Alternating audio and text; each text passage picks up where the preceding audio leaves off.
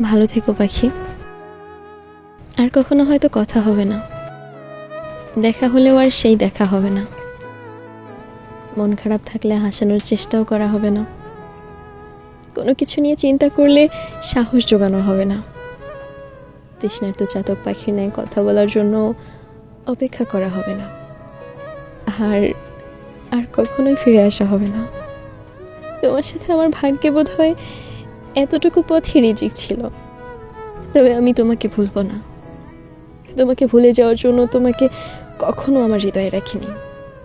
তোমার হাসি, তোমার কণ্ঠস্বর, তোমার চাহনি, আমি সব কিছু মনে রাখবো, সব কিছু। তুমি না থেকেও থেকে যাবে আমার সবটা জুড়ে।